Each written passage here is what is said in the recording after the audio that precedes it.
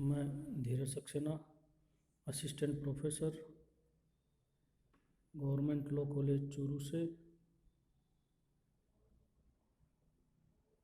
आज LLB first year के 5th paper Muslim law में सोर्सेज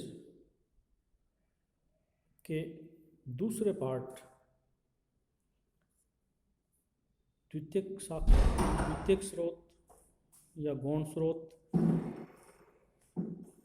या सेकेंडरी सोर्सेज और सप्लीमेंट्री सोर्सेज पर चर्चा कर रहा हूँ। जैसे कि हमने पिछले वीडियो में चर्चा की थी कि मुस्लिम विधि के 4 प्राथमिक स्रोत थे और आज हम बात करेंगे 4 द्वितीयक स्रोत पर, जिनमें प्रथम है उर्फ, रिवाज, रूढ़ि या प्रथा। दूसरा है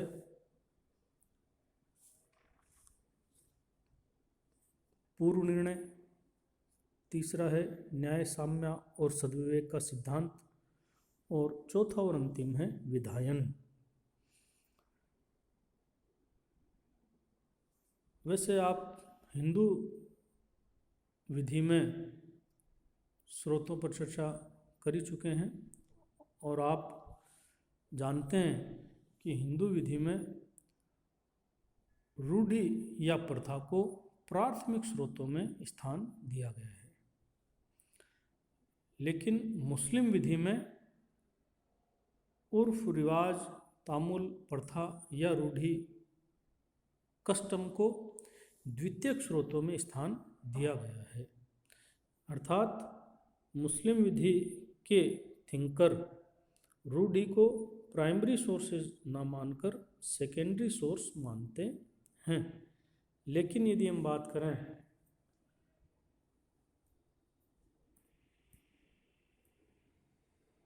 तो कुछ थिंकर हैं जो रूढ़ि को प्राइमरी सोर्सेज के बराबर स्थान देते हैं। जैसे अब्दुल रहीम कहते हैं कि मुस्लिम विधिक पद्धति का मूल आधार अन्य विधिक पद्धतियों के समान उन लोगों के रिवाजों और आचारों में पाया जाता है जिसमें उनका विकास हुआ। तो इस तरह से यदि हम बात करें तो रूढ़ि या प्रथा जो है वो प्राथमिक स्रोत ही मानी जाती है। वैसे रूढ़ि या प्रथा पर पूरा चैप्टर है जो आप अगले साल जूरिस्प्रूडेंस पेपर में पढ़ेंगे। यहाँ पर हम कुछ महत्वपूर्ण बातें हैं उन्हीं पर चर्चा करेंगे। तो रूढ़ि या प्रथा के रूप में कोई नियम मान्य हो, उसके लिए हिंदू विधि में आपने आवश्यक शर्तें 7 पढ़ी होंगी, लेकिन मुस्लिम विधि में रूढ़ि के मान्य होने के लिए 4 ही आवश्यक शर्तें मान्य मानी जाती हैं, जिनमें पहला है निरंतरता, कंटिन्यूटी। दूसरा है सुस्थापित, वेल एस्टेब्लिश्ड। तीसरा है युक्तियुक्ता, रीजनेबिलिटी। और चौथा है लिखित पाठ के विरुद्ध न हो, अर्थात कुरान, सुन्नत आदि के विपरीत नहीं होनी चाहिए। तो अगर कोई नियम है जो निरंतर, सुस्थापित, युक्तियुक्त और पाठ के विरुद्ध नहीं है तो वह नियम रूढ़ि या प्रथा के रूप में मान्यता प्राप्त कर सकता है। अब यदि हम इस रूढ़िगत नियमों के वर्तमान में महत्व पर बात करें तो वर्तमान में महत्व की यदि हम बात करें तो कुछ ग्रंथ हैं, जैसे हिदाया ये कहती है कि पाठ के अभाव में रूढ़ि का स्थान इज्मा के समान होता है। अर्थात यदि किसी विषय पर कुरान में नियम नहीं है और उस पर अगर कोई रूढ़िगत नियम है तो उस रूढ़िगत नियम को इज्मा के बराबर स्थान दिया जाएगा। इसी तरह अबू हनीफा कहते हैं इस्तिहसन रूढ़ि पर आधारित हो सकता है। इसके बाद यदि हम बात करें न्यायिक निर्णय की, तो न्यायिक निर्णय में जैसे आप मोहम्मद इस्माइल वर्सेस शिवमुख का 1913 का प्रिवी काउंसिल का डिसाइडेड निर्णय है, और इसी के समरूप अब्दुल वर्सेस सोना का प्रिवी काउंसिल का निर्णय है जो 1917 में डिसाइड हुआ था। तो इन दोनों ही निर्णयों में प्रिवी काउंसिल ने निर्णय दिया था कि मान्य रूढ़ि देवीय रूढ़ि पर भी, देवी विधि पर भी सर्वोपरि प्रभाव रखती है। अर्थात अगर कोई वेल इस्टेब्लिश्ड रूढ़ि है, उसमें चारों कंटेंट हैं, तो वह कुरानिक विधि पर भी प्रभावी हो सकती है। इसके अलावा यदि हम बात करें विधायन में या अधिनियमित विधि में रूढ़ि के महत्व की, तो शरीयत अधिनियम 1937 बना था, मुस्लिम पर्सनल लॉ एक्ट 1937। उसमें धारा 2 में कुल मिलाकर 10 विषय दिए हुए हैं। उन 10 विषयों को छोड़कर अन्य मामलों में रूढ़िगत नियम लागू हो सकता है। तो ये विषय कृषि भूमि, खैरात, वसीयत, दत्तक आदि माने जाते हैं। धारा 3 में कहा भी गया है कि अगर कोई मुस्लिम है और उसके कोई रूढ़िगत नियम है जो दत्तक और वसीयत आदि को लेकर हैं, अगर वो मुस्लिम चाहे तो 1937 के अधिनियम के अंतर्गत अपने आप को प्रोटेक्ट कर सकता है और अपने रूढ़िगत नियमों को लागू कर सकता है। तो ये रूढ़िगत विधि मुस्लिम विधि का 5वां स्रोत है। इसी तरह यदि हम बात करें छठे स्रोत की, तो ये आपके आधुनिक स्रोत भी माने कहे जाते हैं, जिनमें पूर्व निर्णय, न्यायिक निर्णय, प्रीसिडेंट या जुडिशियल डिसीजंस, न्यायिक विनिश्चय आते हैं। अब पूर्व निर्णय, न्यायालय का हर निर्णय पूर्व निर्णय नहीं बन सकता। आप जानते हैं पहले भी भारत में राजा महाराजा नवाब इत्यादि होते थे, वो भी निर्णय करते थे, लेकिन वो पूर्व निर्णय का प्रभाव नहीं रखते थे, क्योंकि पूर्व निर्णय का प्रभाव रखने के लिए 2 शर्तें आवश्यक मानी जाती हैं। पहला, न्यायालयों की श्रेणीबद्ध श्रृंखला होनी चाहिए, अर्थात हिरार्की ऑफ कोर्ट्स होनी चाहिए उस सिस्टम में। और दूसरा, न्यायालयों में समस्त कार्रवाई लेखबद्ध होनी चाहिए, सारी रिटन प्रोसीडिंग्स होनी चाहिए, तब वो निर्णय पूर्व निर्णय की श्रेणी में आता है। पूर्व निर्णय के महत्व की बात करें तो भारत का संविधान और उसका अनुच्छेद 141 ये अभिव्यक्त करता है कि समस्त अधीनस्थ न्यायालयों पर उच्चतम न्यायालय का निर्णय बाध्यकारी प्रभाव रखता है, और एक राज्य का उच्च न्यायालय का निर्णय उस राज्य के समस्त अधीनस्थ न्यायालयों पर प्रभावकारी होता है। तो उच्च पूर्व निर्णय या न्यायिक निर्णयों की यदि हम बात करें तो उच्चतम न्यायालय का निर्णय, प्रिवी काउंसिल का निर्णय और उच्च न्यायालय के विनिश्चय ही पूर्व निर्णय की श्रेणी में माने जाते हैं। तो कुछ न्यायिक निर्णय हैं जिन्होंने मुस्लिम विधि में महत्वपूर्ण बदलाव किए हैं, और इसलिए नई विधि बनने, नया नियम बनने के कारण पूर्व निर्णय को विधि का स्रोत माना जाता है। जैसे यदि हम बात करें तो अबुल फता मोहम्मद वर्सेस रसोमय धर चौधरी 1894 में प्रिवी काउंसिल ने एक जजमेंट दिया था जो वक्फ अलल औलाद को अमान्य करार करता था। ये एक महत्वपूर्ण निर्णय प्रिवी काउंसिल का आया था। उसके बाद वक्फ वैलिडेटिंग एक्ट 1913 और 1930 सरकार को पारित करने पड़े थे। दूसरा यदि हम विवाद देखें तो मैना बीबी बनाम चौधरी वकील अहमद का निर्णय है, जो 1925 का प्रिवी काउंसिल का निर्णय है। और ये महत्वपूर्ण निर्णय स्त्री के मेहर के अधिकार को लेकर है, जिसमें मेहर के अधिकार को स्पष्ट किया था प्रिवी काउंसिल ने, जो आज भी मान्य है। इसी तरह से मोहम्मद अहमद खान वर्सेस शाह बानो बेगम का केस है, जो 1985 में सुप्रीम कोर्ट के द्वारा निर्धारित किया गया था, और जिसमें पहली बार मुस्लिम महिला को पति से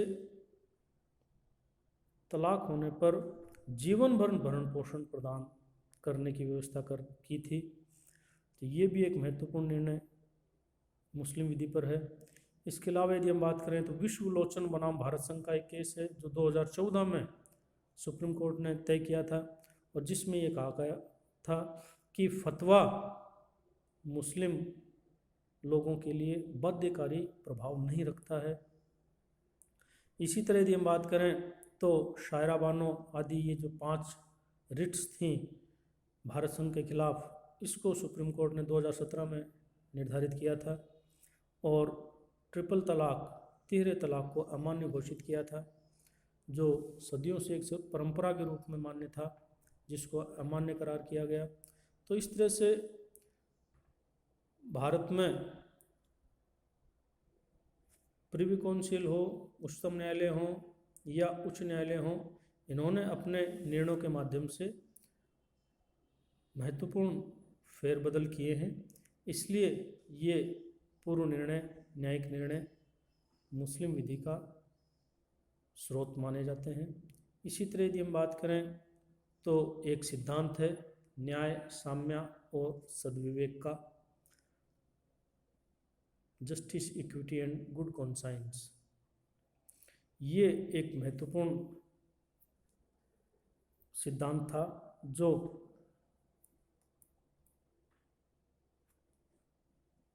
ब्रिटिश संसद ने भारत में जजों को प्रदान किया था, जिसके आधार पर भारत में निर्णय करने की छूट जजों को प्रदान की गई थी। ये सिद्धांत भारत में लागू हुआ, उसके पीछे कुछ कारण महत्वपूर्ण माने जाते हैं, जिनमें पहला कारण ये था कि जो अंग्रेज जज होते थे, उनके लिए मुस्लिम विधि, मुस्लिम समुदाय में चल रही प्रथाएं, भाषा आदि से वो अपरिचित होते थे। कुरान आदि ग्रंथों में जो नियम लिखे हुए हैं वो अरबी भाषा में थे, जिसका ज्ञान जज को नहीं होता था। इसके अलावा कई विषय से पाए गए जिन पर स्पष्ट प्रावधान नहीं थे, या विरोधाभासी आयतें प्राप्त हो गई। और सबसे महत्वपूर्ण कि जब अदालत सिस्टम भारत में शुरू हुआ तो मुस्लिम विधि में कोई पूर्व निर्णय उपलब्ध नहीं थे। इन कारणों से जजों के सामने समस्या उत्पन्न हुई। तो ये न्याय, साम्य और सद्विवेक का सिद्धांत 1773 के रेगुलेटिंग एक्ट और 1774 के चार्टर ऑफ जस्टिस के माध्यम से भारत में लागू किया गया, और उच्चतम न्यायालय को ये अधिकार दिया गया कि वह साम्य बरतते हुए, विवेक का इस्तेमाल करते हुए भारत में पक्षकारों को न्याय प्रदान करें। वैसे यदि हम देखें तो इस सिद्धांत को, जिसे जस्टिस बाय हेड भी कहा जाता है, यह मुस्लिम विधि में पहले से ही प्रचलन में था। हम पिछले वीडियो में चर्चा कर चुके हैं कि कयास जो सोर्स है वो जस्टिस बाय हेड, स्व विवेक से दिया गया निर्णय ही है। तो ये मुस्लिम विधि में पहले से ही प्रचलन में था, और कुछ सिद्धांत जिन पर हम पहले भी चर्चा कर चुके हैं, इस्तिहसन, इस्तिदलाल, इस्तिसलाह, ये सिद्धांत जस्टिस बाय हेड को ही रिप्रेजेंट करते हैं। इसमें प्रिवी काउंसिल का 1916 में एक निर्णय भी आया था, हमीदा बीबी बनाम जुबेदा बीबी। उसमें भी प्रिवी काउंसिल ने एक कोट किया था कि मुस्लिम विधि के ग्रंथों में काजी के अध्याय से स्पष्ट है कि मुस्लिम पद्धति इंग्लैंड के न्यायालयों द्वारा सामान्यतः मान्यता प्राप्त साम्या के नियमों से परिचित है। तो ये न्याय, साम्य और सद्विवेक के सिद्धांत के माध्यम से भारत में न्यायालयों ने निर्णय देकर मुस्लिम विधि में काफ़ी सुधार किया था। इसके अलावा यदि हम अंतिम सोर्स की बात करें, विधायन, लेजिस्लेशन, तो ये वर्तमान में यदि हम देखें तो ये प्रथम स्रोत है। अगर आपको किसी विषय पर कोई नियम चाहिए तो सबसे पहले हमें ये देखना चाहिए कि उस विषय पर क्या कोई अधिनियम बना हुआ है। अगर अधिनियम बना हुआ है तो उसमें जो भी नियम दिए हुए हैं उन नियमों को फॉलो करना चाहिए। अगर वो नियम नहीं है, अगर अधिनियम नहीं है, तो हमको फिर न्यायिक निर्णय देखना चाहिए, और न्यायिक निर्णय नहीं है तो फिर हमको रूढ़ि देखनी चाहिए, और रूढ़ि भी नहीं है तो फिर हमको ऊपर के जो स्रोत हैं, कयास, इज्मा, कुरान, सुन्नत, उनको देखना चाहिए। तो ये वर्तमान में ये जो 8 स्रोत हैं, इनका क्रम रिवर्स हो गया है, उलट गया है।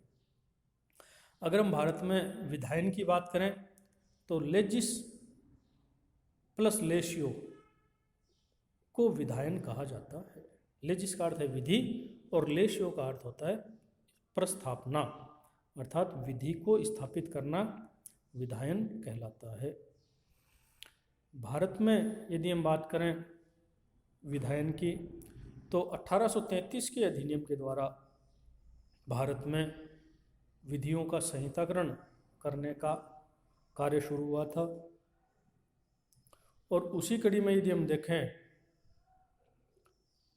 तो जो प्रमुख अधिनियम बने उनमें सबसे पहला अधिनियम जो मुस्लिम समुदाय पर भी लागू हुआ वो था स्लेवरी रिमूवल एक्ट, दास प्रथा निवारण अधिनियम 1843 में। उसके बाद जाति नियोग्यता समापन अधिनियम 1850, ये भी मुस्लिमों पर प्रभावी हुआ, हिंदुओं के साथ साथ। फिर आपके आया इंडियन मेजोरिटी एक्ट, वयस्कता अधिनियम 1875, जिसके द्वारा 18 वर्ष की आयु संविदा आदि के लिए निर्धारित कर दी गई। इसके बाद कोर्ट एंड वार्ड्स एक्ट 1890, ये भी मुस्लिमों पर भी लागू होता था। इसके बाद प्योर मुस्लिम एक्ट यदि हम बात करें तो पहला आया था वक्फ वैलिडेटिंग एक्ट 1913, जिसे 1930 में संशोधित किया गया था। इसके बाद यदि हम बात करें जो हर कम्युनिटी पर लागू हुआ वो था चाइल्ड मैरिज रेस्ट्रिक्शन एक्ट 1929, जो 1978 में संशोधित हुआ, और 2006 में नए सिरे से ये अधिनियम प्रभावी हुआ है। इसके बाद यदि हम बात करें तो मुस्लिम पर्सनल लॉ एक्ट, जिसे हम शरीयत एक्ट के नाम से जानते हैं, ये 1937 में प्रभावी हुआ। फिर महिलाओं के लिए ख़ास तौर पर मुस्लिम मैरिज डिसोल्यूशन एक्ट 1939 पारित हुआ, जिसमें मुस्लिम स्त्रियों को विवाह विच्छेद कराने का अधिकार प्रदान किया गया 8 आधारों पर। इसके बाद यदि हम बात करें तो वक्फ एक्ट आया था जो 1954 में आया, 1995 में भी आया, और 2013 में इसमें कुछ संशोधन हुए थे। इसके बाद यदि हम बात करें तो मुस्लिम महिला अधिकारों का संरक्षण विवाह विच्छेद पर अधिनियम 1985 पारित हुआ, 86, जो कि आपके शाहबानो बेगम के उच्चतम न्यायालय के निर्णय को निष्प्रभावी करने के लिए पारित किया गया था। तो ये अधिनियम भी महत्वपूर्ण है। तो कुल मिलाकर ये अधिनियम है जो मुस्लिम विधि में परिवर्तन, संशोधन या उनका विकास करते हैं। तो कुल मिलाकर ये 8 स्रोत माने जाते हैं मुस्लिम विधि के, जिनमें पहले 4 कुरान, सुन्ना, इज्मा और कयास प्राथमिक स्रोत माने जाते हैं, और अंतिम 4 विधायन, न्याय, साम्य और सद्विवेक का सिद्धांत, पूर्व निर्णय और उर्फ रिवाज, प्रथा या रूढ़ि, ये द्वितीयक स्रोत, सहायक स्रोत, गौण स्रोत के रूप में मान्य किए जाते हैं। अगले वीडियो में हम मुस्लिम विधि के अन्य प्रावधानों पर चर्चा करेंगे। धन्यवाद।